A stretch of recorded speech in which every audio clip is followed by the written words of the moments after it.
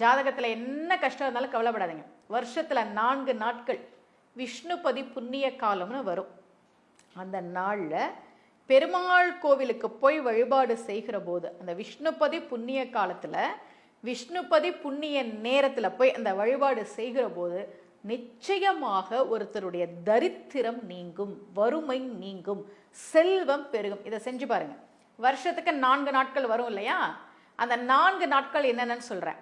வைகாசி 1, ஆவணி 1, கார்த்திகை 1, மாசி 1. இந்த 4 நாட்கள் தான் விஷ்ணுபதி புண்ணிய காலம். என்னென்ன? வைகாசி 1, ஆவணி 1, கார்த்திகை 1, மாசி 1. அன்னைக்கு நள்ளிரவு 1:30 மணிலிருந்து காலையில 10:30 மணி வரைக்கும் விஷ்ணுபதி புண்ணிய காலம். இப்போ இரவு 2 மணி 3 மணிக்கெல்லாம் எந்த கோயிலும் திறக்க மாட்டாங்க இல்லையா?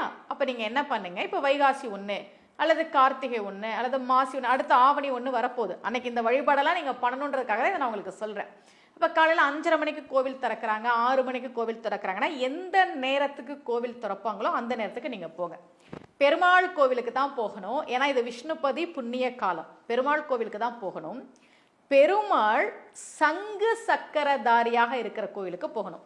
பெருமாள் கையில் சங்கு சக்கரம் இருக்கான்னு பாருங்க. அந்த பெருமாள் கோவிலுக்கு போய் கோவிலில் எப்போ நட திறப்பாங்கன்றதெல்லாம் நீங்கள் பார்த்துக்கோங்க. அந்த நேரத்துக்கு போய், ஏன்னா காலைல 10:30 மணி வரைக்கும் தான் விஷ்ணுபதி புண்ணிய காலம். 10:30 மணியோட முடியுது. கையில் 27 பூ எடுத்துக்கோங்க. எந்த பூவாக வேணா இருக்கலாம், ரோஜா பூவாக இருக்கலாம், மல்லிகை பூவாக இருக்கலாம், எதா வேணா இருக்கலாம். 27 பூ கையில் எடுத்துக்கோங்க. அந்த கொடிமரம் இருக்கும், எப்படியும் கருவறைக்கு முன்னாடி கொடிமரம்லாம் இருக்கும் இல்லையா? அந்த கொடிமரத்திட்ட நின்று முதல்ல பெருமாளை கும்பிடுங்க.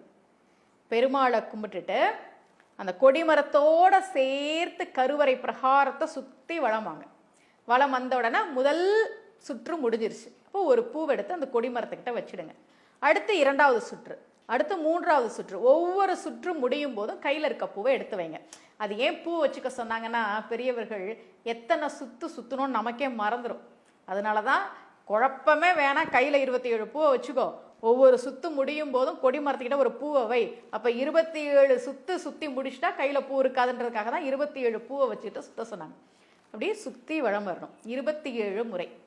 சுத்தி வளம் வரும்போது உங்களுக்கு தெரிஞ்ச பெருமாளினுடைய நாமங்களை சொல்லுங்க. ஓம் நமோ நாராயணாய நமக. திருமங்கையாழ்வார் சொன்னார், குலம் தரும் செல்வம் தந்திடும் அடியார் படுத்துயர் ஆயினையெல்லாம் நிலம் தர செய்யும் நீள் விசும்பு அருளும் அருளோடு பெருநிலம் அளிக்கும் வலம் தரும் மற்றும் தந்திடும் பெற்ற தாயினும் ஆயின செய்யும் நலம் தரும் சொல்லை நான் கண்டு கொண்டேன் நாராயணா என்னும் நாமம்னார். அந்த நாராயணான்ற நாமத்தை சொல்லிக்கிட்டே நடங்க. ஓம் நமோ நாராயணாய நமக.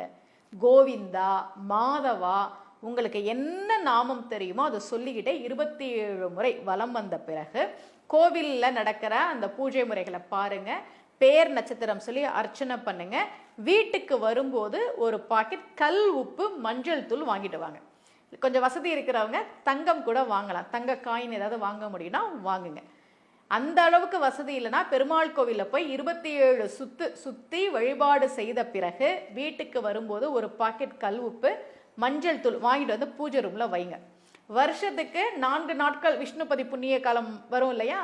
இந்த 4 நாட்களும் இந்த வழிபாடை நீங்கள் செய்தீர்கள் என்றால் அடுத்த வருஷத்திலிருந்து ஒரு மிகப்பெரிய முன்னேற்றத்தை நீங்க பார்ப்பீங்க. நகையெல்லாம் அடகுல இருக்கே, என்ன பண்றதுன்னு தெரியலையே, நிறைய கடன் இருக்கே, என்ன பண்றதுன்னு தெரியலையே, பணம் சேரவே மாட்டேன்தே, எவ்வளவு சம்பாதிச்சாலும் செலவாயிட்டே இருக்கே, இப்படியெல்லாம் கவலைப்படுறவங்க இந்த விஷ்ணுபதி புண்ணிய கால வழிபாடு பண்ணுங்க. உங்க ஜாதகத்துல எவ்வளவு பெரிய தோஷம் இருந்தாலும் அந்த தரித்திர நிலை மாறி, அந்த ஏழ்மை நிலை மாறி, அந்த வறுமை நிலை மாறி ஒரு மிகப்பெரிய முன்னேற்றம், உயர்வு வருவதை நிச்சயமாக பார்ப்பீர்கள்.